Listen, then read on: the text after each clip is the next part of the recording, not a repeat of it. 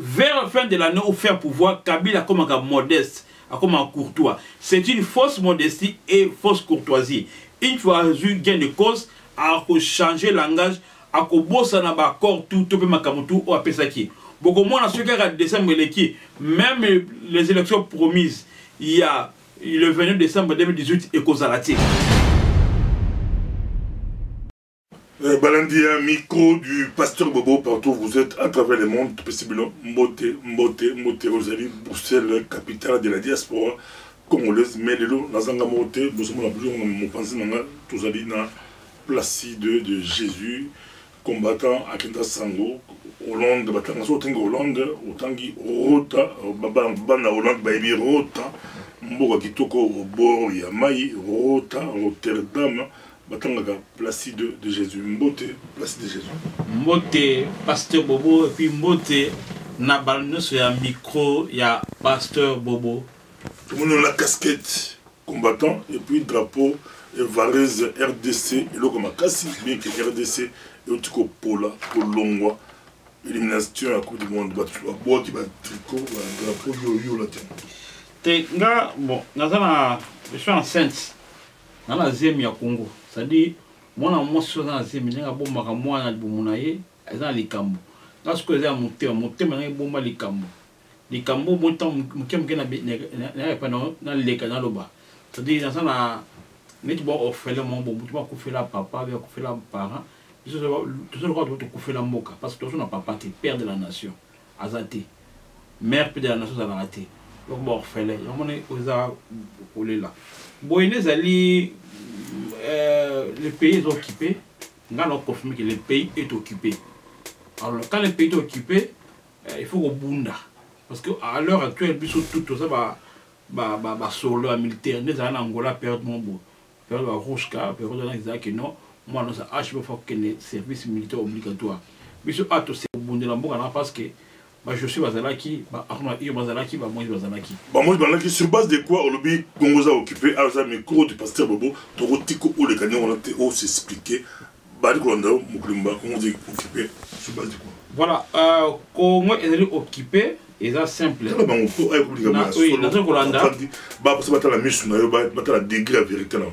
Oui, nous avons confirmé déjà comment est occupé, parce que là on va bouer, nous avons renseignement d'information. Sur ça la politique, sur ça la résistance, sur ça la combat, sur qui on a renseignement, on a information, on a tué mort, on a déjà mourant. Et on a information autre chose Nayango, commençant par la personne qui est à la tête. Plusieurs fois, tu dénonces nationalité douteuse naïe, origine naïe, tu le bango na ko fa soutenir bande la micro, tu le bango boga mingi. De deux, quelle institution. Au Congo, les vrais pouvoirs, les pouvoirs réels, n'est pas entre les mains des Congolais. Ils sont entre les mains des Rwandais. Les Bessengimana, les Moïse Nyarugago, les Roubaix Roy et qu'est-ce que c'est encore. Tout ce monde est Congolais, dans l'institution, dans l'étiquette.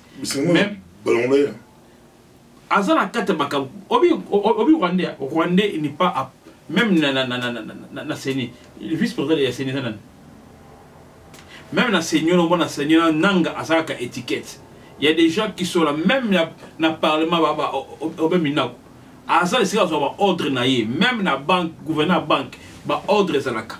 Sont allés bien entourage à Kabila, sentir les venus à Soukwana et ça Rwandais. Donc tout ça na occupation, et ça on dirait l'occupation a ça multiface.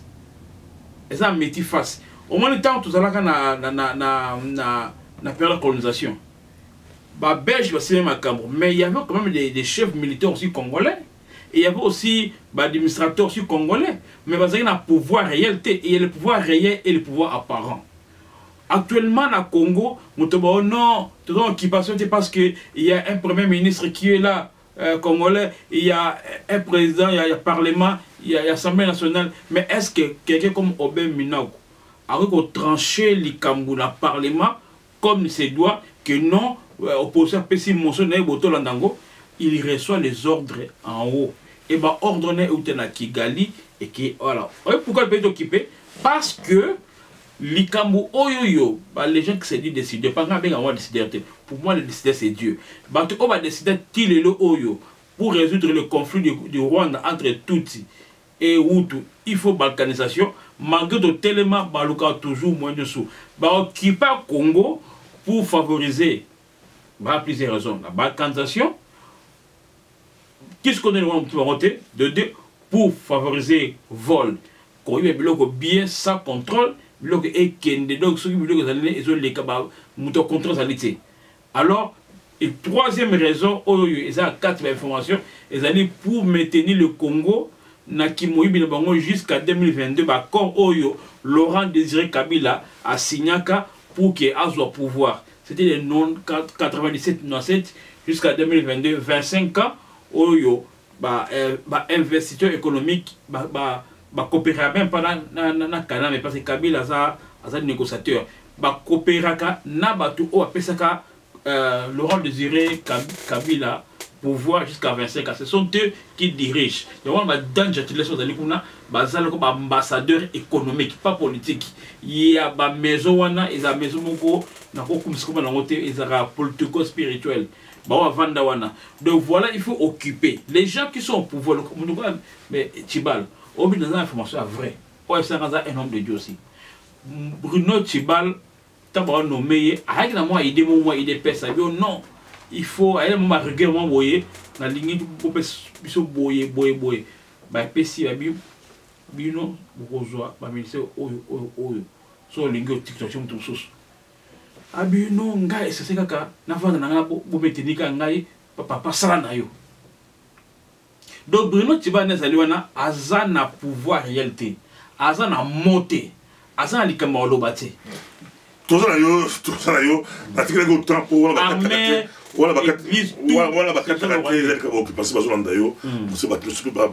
penser comme différents mais près pour dire des idées de lumière et jaillir. Tout ça, on a côté Zimbabwe, Congo, ça on parallélisme, mais pas combattant pour le Bénin. Tout le monde dit tout Zimbabwe, Mugabe, Congo, Kabila. Oh, et ça, une bonne aventure. Sali, mais quand même si on a par aventure, quand même l'autre aventure et cause à la malamine. Mais parce que Bobo, tout ça la réflexion on a eu. Comme ça une minute. On a plus sur Mugabe, Zimbabwe. Kabila, RDC. Ezali ba signe à faire du temps. Parce qu'on a tellement d'inspiration, qu'on a mal mis à son tel peuple. Au tas de bango, il va à Abolangando, la tali bando. Merci. Va comprendre bien. Parce que Bobo, tout est analyse mon corps. Il y a les signes qui ne trompent pas. Les signes à fin, à rien des alaks. On dit le feu maréchal Mobutu avant Koufa.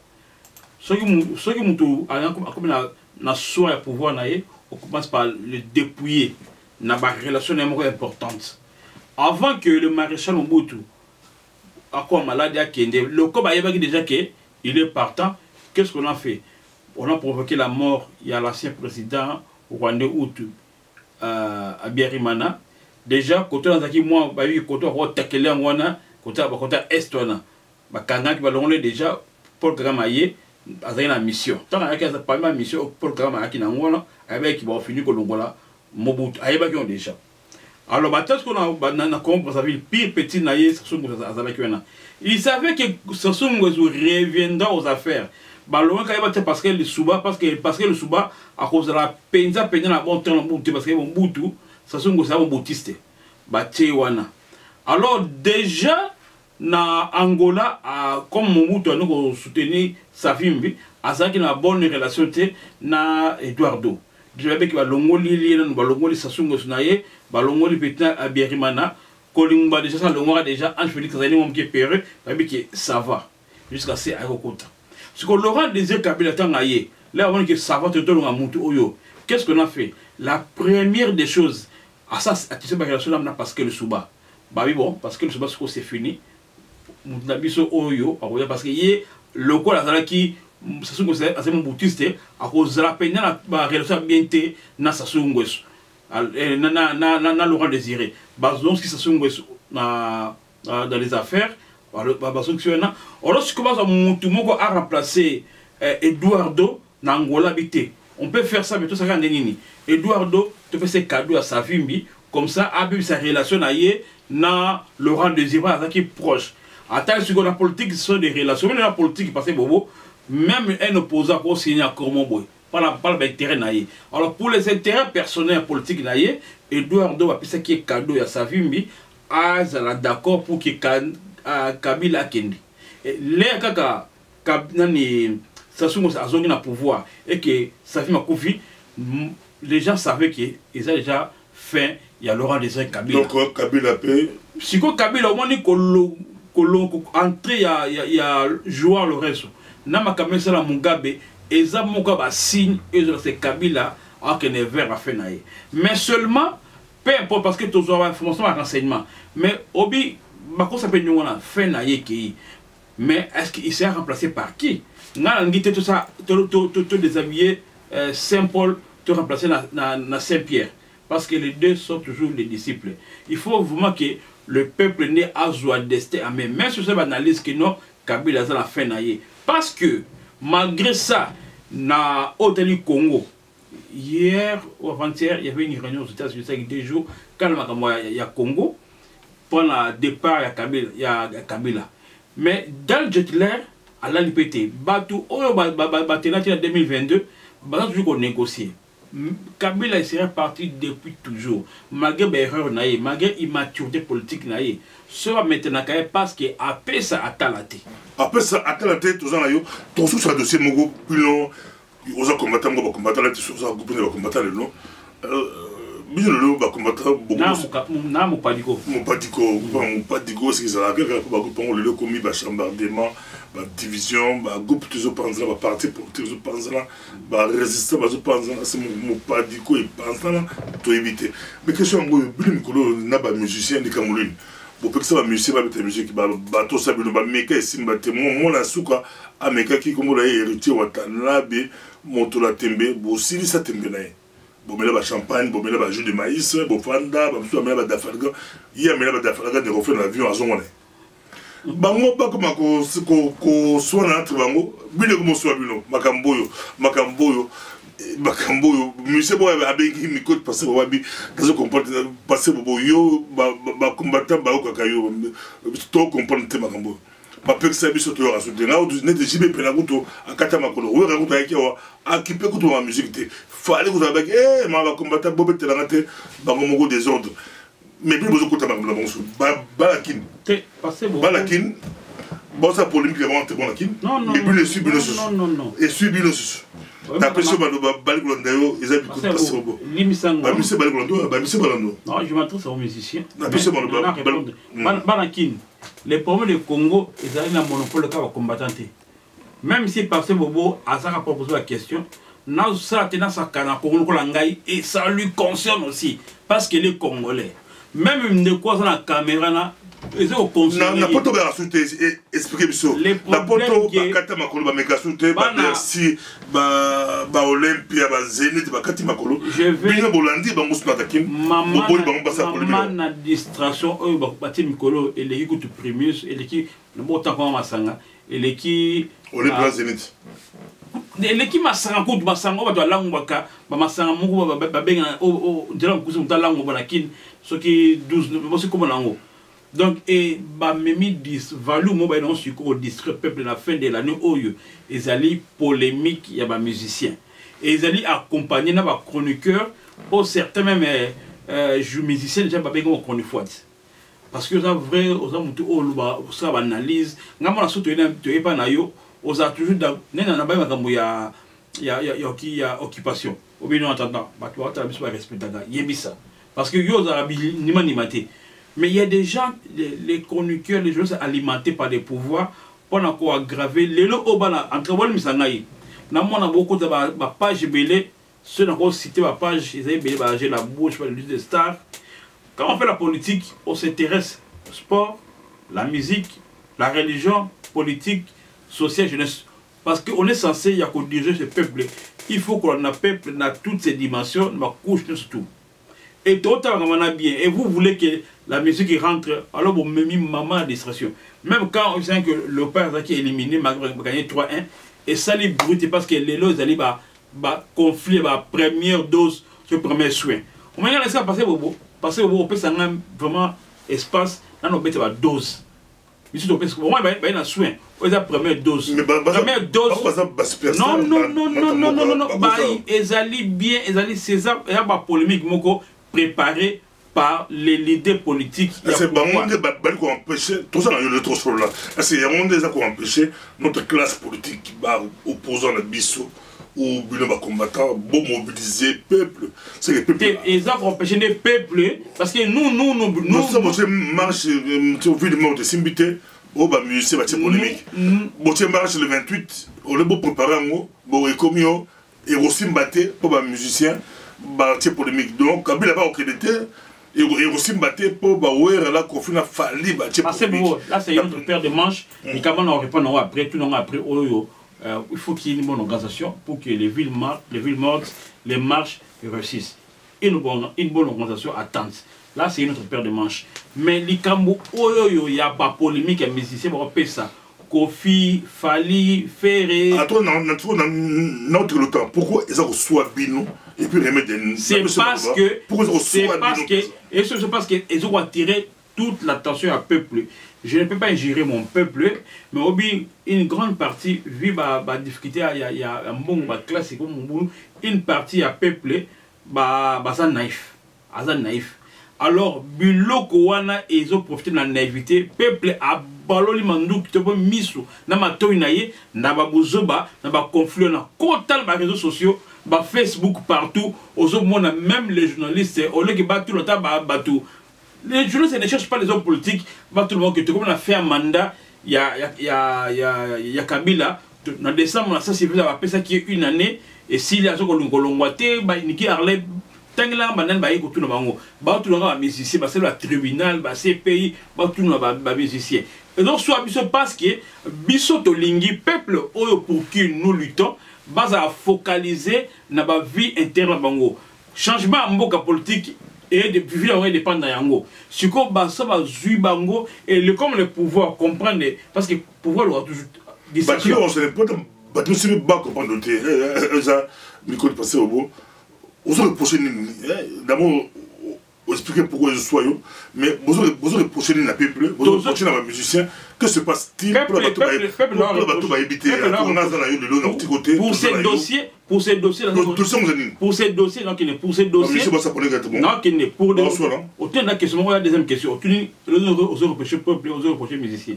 Je ne reproche pas le peuple, pas le peuple, nous avons attention, alerte. Flash. Mais dans ce prochain musicien, c'est-à-dire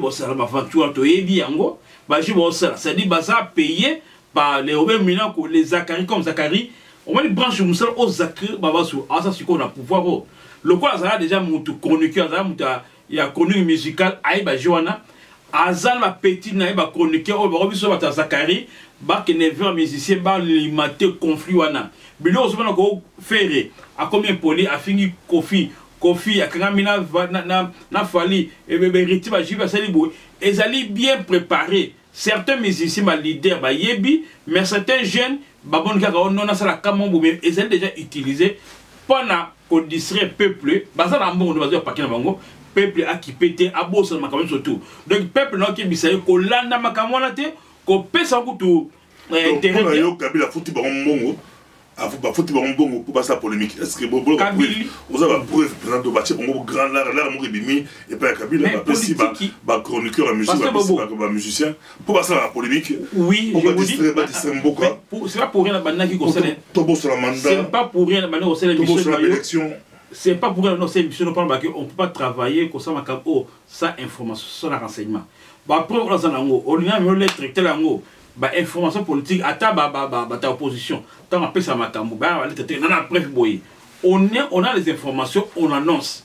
Alors parfois on garde source dans au bombi mais mutu a voyé ba yebi na ko antena cassé d'autres problèmes di mana biso que makapo na zo loba na zo sakana ba auditeur la mission ya passé au beauté aux grands journalistes aux un homme de Dieu na ko pas na yote na respecto na go ba bêtise na chaîne o batalaka makapo na zo bazé makapo na yebi so pe na ye awa parce que valeur chaîne ne ko parce que il y a un grand nombre de gens ba ko la makapo oyo peuple congolais keba na distraction il y a fin de l'année c'est parce que il fallait l'année où on avait les 31 n'engue ba corps à ce Sylvestre ou après c'est Kabila mandat et si là balingité peuple à nous parce que mi faut peuple à téléma net la Belgique n'a pas participé na stigma qui chaque année on ça là jusqu'à décembre que téléma pas na conseil article 64 Kabila a rôle en élection té Kabila a rôle en négociation té